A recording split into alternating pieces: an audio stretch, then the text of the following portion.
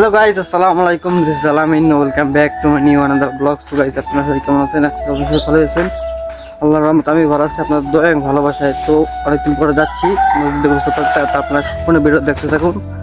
Video না থাকলে ভিডিওর আগামাতে কিছুই বুঝবেন না, তো আপনারা সবাই দেখতে থাকুন। তো দীর্ঘ 1 বছর পর যাচ্ছি নদীতে গোসল করার জন্য। তো ভালো তো লাগবেই, নদীতে গোসল করার মজা বুঝবে যারা গ্রামে বাস করতে, তারাই বুঝবে, এছাড়া কেউ বুঝবে না। আপনারা নদীতে গোসল করে অটো অন্যরকম ফিল দেবেন। শীতকাল, কলের পানিতে অনেক ঠান্ডা, নদীর পানিতে অনেক গরম, মানে রোদ্দুর পড়েছে চারপাশে, সেজন্য গরম, সেজন্য গোসল করতে ভালো লাগবে।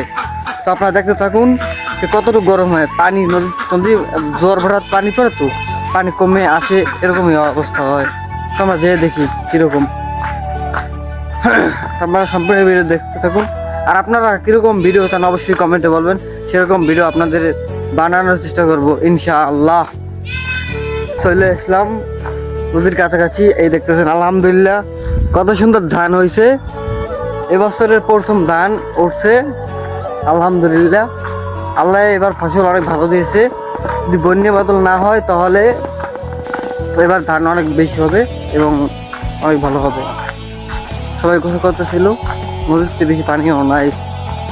দেখা যাক পানি কি ঠান্ডা ঠান্ডা নাকি গরম। তো চলে আসছি। আপনারা এখন তো যারা ভিডিওটা দেখছেন অবশ্যই চ্যানেলটি আমরা সাবস্ক্রাইব করে দেবেন। তো অনেক গরমে আলহামদুলিল্লাহ পানিটা খুব সুন্দর।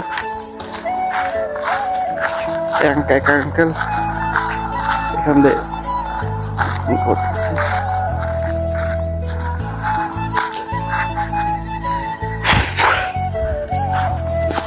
কি করেন?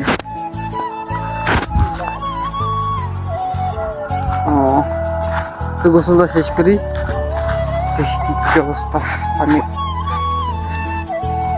একাই আসছি, কেউ আসতে চায় না, সেজন্য আমি একাই আসছি। গোসলটা শেষ করি।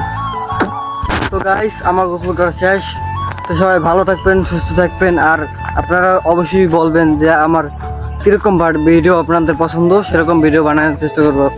সবাই ভালো থাকবেন, সুস্থ থাকবেন। আসসালামু আলাইকুম।